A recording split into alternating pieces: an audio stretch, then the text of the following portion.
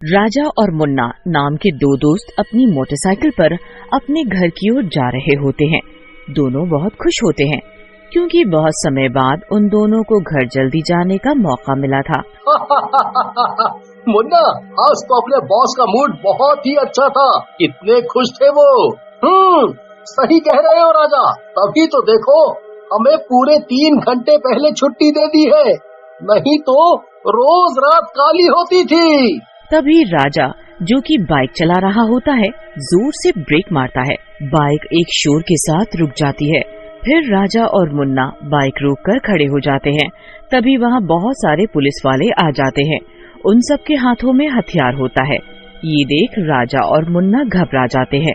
राजा, मुझे लगता है शहर में कोई आतंकवादी घुस आया है। हमें यहाँ से निकलना चाहिए। कह तो सही रहा है, लेकिन निकलेगा कहाँ से? यहाँ तो चारों तरफ जाम लग गया है। चलो मुन्ना, चलकर देखते हैं क्या माजरा है। नहीं, मैं नहीं जाने का कहीं। तुम्हें जाना है तो जाओ। फिर राजा आगे बढ़ जाता है और मुन्ना वहीं रह जाता है। राजा आगे जाकर देखता है, एक ऊंची बिल्डिंग पर एक रोबोट खड़ा होता है। वो बहुत ही बड़ा होता है, जिसका आधा शरीर रोबोट का और आधा शरीर चुड़ैल का होता है। ये देख राजा घबरा जाता है और बोलता है, ये क्या बला है भाई? चुड़ैल रोबोट या रोबोट चुड़ैल? तभी वहाँ मुन्ना भी आ जाता है। वो भी उस चुड़ैल रोबोट को देखकर हैरान रह जाता है। उधर पुलिस वाले उस चुड़ैल रोबोट पर लगातार गोलियां चलाते रहते हैं, पर उस चुड़ैल पर गोलियों का कोई असर नहीं होता, बल्कि वो हंसते हुए कहती है, चले जाओ यहाँ से, नहीं तो मैं किसी को भी जिंदा नहीं छोड़ूंगी। चले जाओ और मुझे गुस्सा मत दिलाओ। लेकिन पुलिस वाले चुड़ैल की कोई बात नहीं सुनते और उस पर गोलियां चलाते रहते हैं। ये देख चुड़ैल को गुस्सा आ जाता है और वो पुलिस वालों के पास जाकर उन्हें मारना शुरू कर देती है।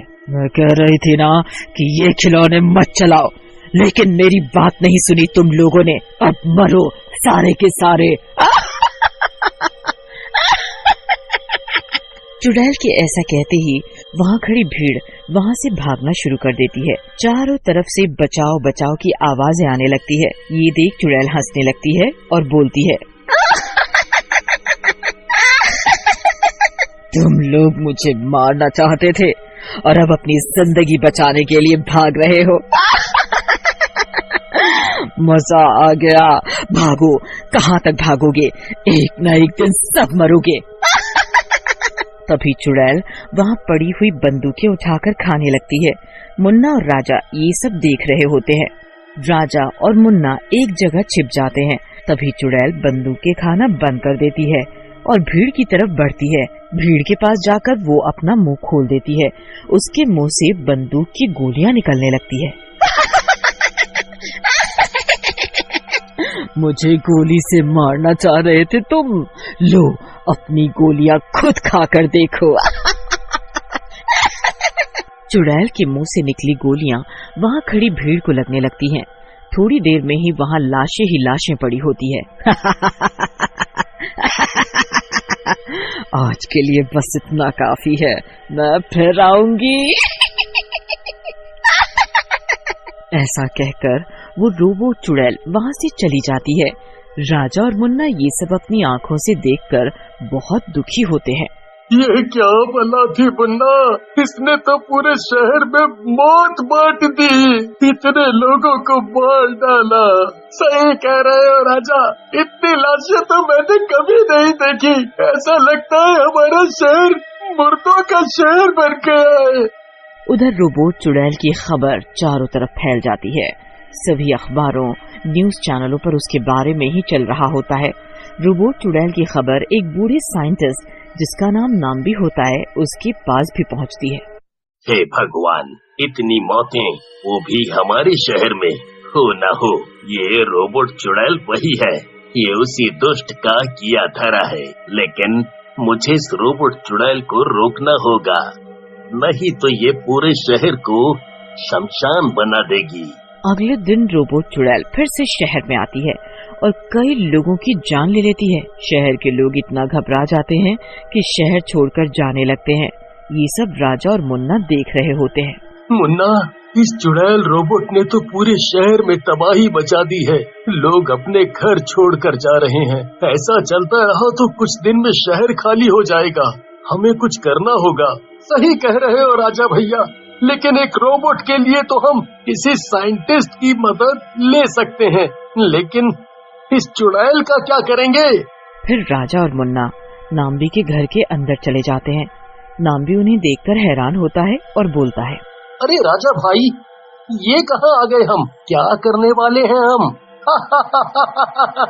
तुम्ही ने तो कहा था हमें किसी साइंटिस्ट की मदद लेनी चाहिए।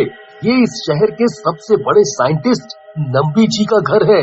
कौन हो तुम दोनों बेटा, और यहाँ क्या कर रहे हो? नम्बी जी, आपने इस चुड़ैल रॉबर्ट के बारे में तो सुना होगा। हमें कुछ करना होगा, नहीं तो वो इस पूरे शहर को कब्रिस्तान बना देगी, और आप ही कुछ कर सकते हैं इस परेशानी में। बेटा राजा, वो चुड़ैल रोबोट दरअसल एक रोबोट है जिसे मैंने ही बनाया है, और उसके अंदर एक चुड़ैल बैठी है, वो ही सब कुछ कर रही है। आपने बनाया है इस रोबोट चुड़ैल को, लेकिन क्यों? ये तो आम इंसानों को मार रही है।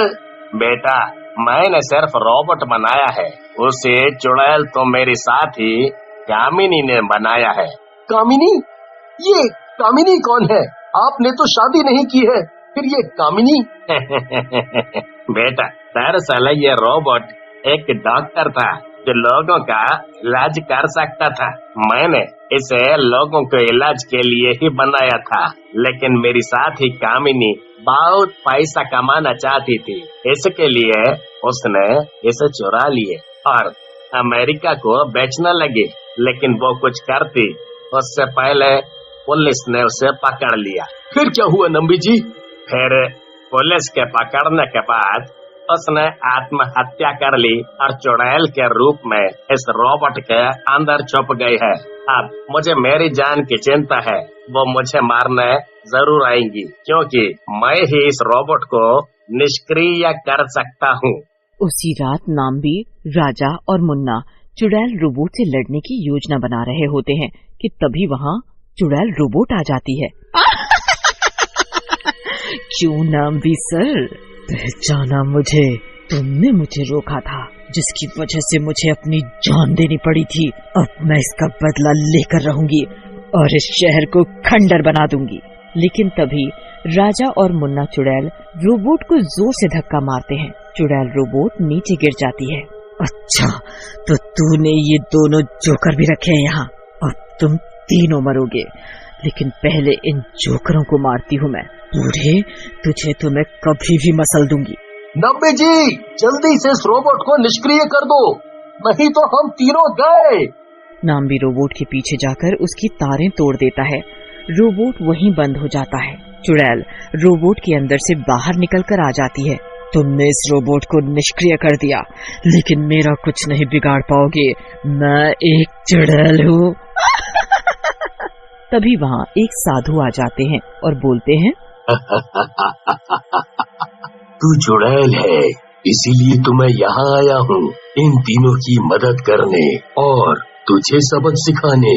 ऐसा कहकर साधु भभूत चुड़ैल के ऊपर छिड़क देते हैं। भभूत के गिरते ही चुड़ैल जलने लगती है और थोड़ी देर में गायब हो जाती है।